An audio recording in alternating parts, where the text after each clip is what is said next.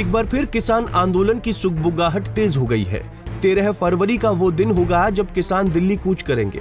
किसान आंदोलन के लिए किसान ट्रैक्टर मार्च निकालकर रिहर्सल भी कर रहे हैं, तो दूसरी तरफ पुलिस प्रशासन भी किसानों को रोकने की तैयारी में जुटा है। किसान दिल्ली कूच के लिए रेडी हैं, तो पुलिस ने भी सोनीपत में धारा 144 लागू कर दी है।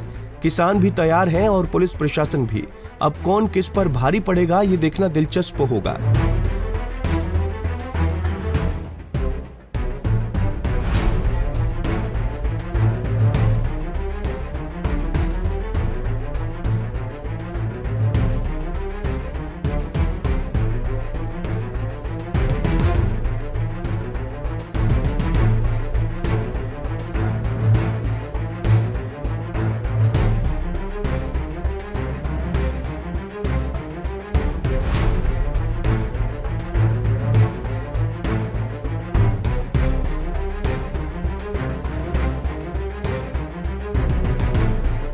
आज खरखोदा में ट्रैक्टर मार्च निकाला गया, जो बाईपास पर स्थित बरोड़ा चौक से शुरू होकर तहसील पर खत्म हुआ।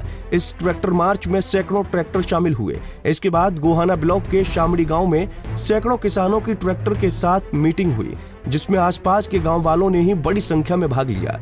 किसान नेताओं ने कहा कि केंद्र सरकार पूरी तरह से कॉर्पोरेट परस्त और जन विरोधी नीतियों पर काम कर रही है और 13 फरवरी का आंदोलन कोऑपरेटिव के खिलाफ निर्णायक आंदोलन होगा।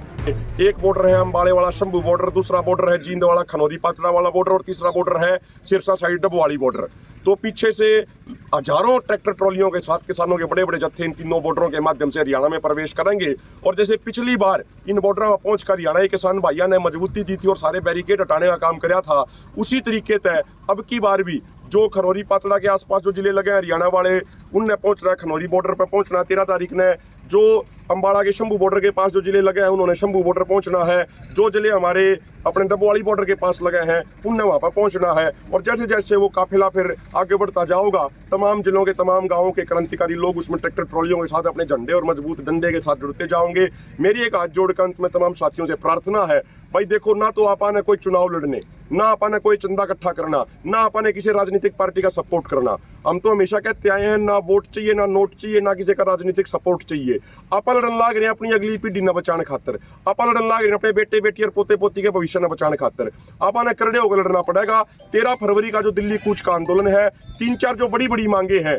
पहली मांग, स्वामीनाथन आयोग की रिपोर्ट लागू करी जावे, जिस रिपोर्ट के अनुसार आज हमारे गेहूं का एमएसपी समर्थन मूल्य 4000 रुपए प्रति क्विंटल से भी ज्यादा बनता है।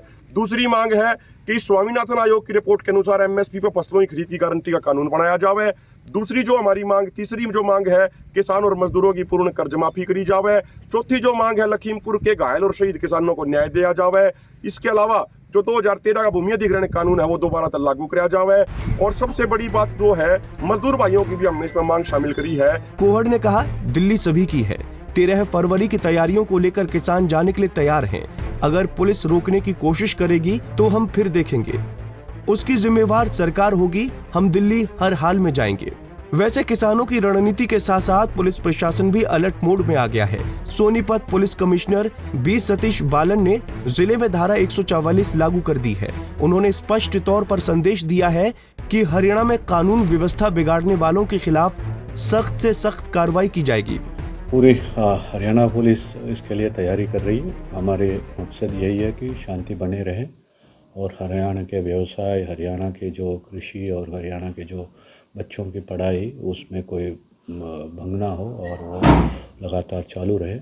उसके लिए पुलिस जो जो प्रयास कर सकते हैं सब कुछ कर रहे हैं। और जो 144 तो एक मामूली बात है। हर बार जब भी ऐसे संदर्भ होता है, जो 15 अगस्त पे भी हमने लगाए थे, उसको कंटिन्यू किया हमने। तो जो भी प्रोटेस्ट या प्रोसेशन जो भी निकालेंगे, पुलिस के अनुमति से निकालें, एप्लीकेशन दे के उसके अनुमति के बाद निकाले। फिलहाल हमने उसको बैन किया है। कोई भी प्रोसेशन है, 5 से अधिक लोग इकट्ठे होकर जो भी प्रोसेशन और प्रोटेस्ट निकालना है, उसको बैन किया है। कल ही बैन कर दिया हमने। सो कल की तारीख में आदेश निकली हुई है।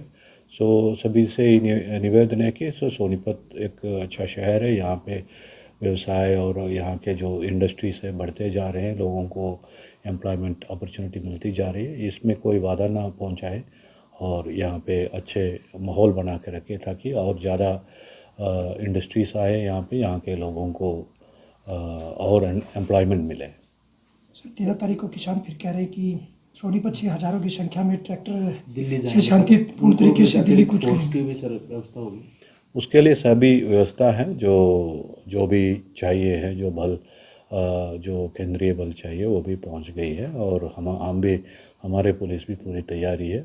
और हरियाणा में सोनीपत में किसी भी सूरत में शांति भंग नहीं होने देगा सोनीपत पुलिस। कितनी केंद्र से कितनी रिजर्व पुलिस यहाँ पर मांगी गई है? 50 तो कंपनी मिली है पूरे स्टेट को, उन जिनमें से उसमें जो उचित होगा वो डीजीपी हमको भी देंगे। Sonipat police commissioner B Satish Balan की माने तो हरियाणा सरकार ने केंद्र से 50 अतिरिक्त बटालियन मांगी हैं और हरियाणा पुलिस लगातार सतर्क है ताकि हरियाणा में किसी भी तरह की कानून व्यवस्था से कोई खिलवाड़ न हो सके। वैसे किसान संगठनों में दिल्ली कूच को लेकर अलग अलग राय है, वहीं अब खाप भी इस दिल्ली कूच के विरोध में उतर आई है। गठवाला खाप के राष्ट्रीय अध्यक्ष दादा बलजीत मलिक ने इस कूच को किसानों के हित में नहीं होने की बात कही है।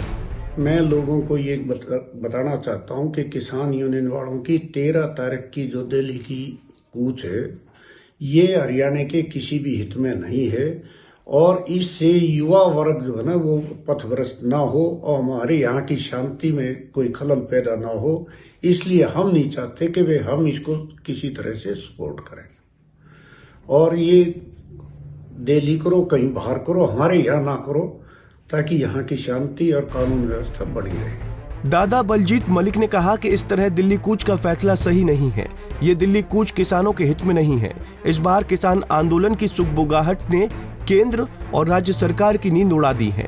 सरकार जो गलती पिछले बार कर चुकी है उसे शायद ही अब दोहराने की मूड में हो। वैसे देखना दिलचस्प रहेगा कि आखिर किसान आंदोलन के आह्वान का अंजाम क्या होता है। गोहाना से सुनील जिंदल के साथ सोनीपत से सनी मलिक, पंजाब केसरी टीवी। हमसे जुड़े रहने के लिए हमारे YouTube चैनल को सब्सक्राइब करें और नई वीडियो की नोटिफिकेशन के लिए बेल आइकॉन को दबाएं। अगर आप ये वीडियो Facebook पर देख रहे हैं तो लाइक जरूर करें और ज्यादा से ज्यादा शेयर करें। धन्यवाद।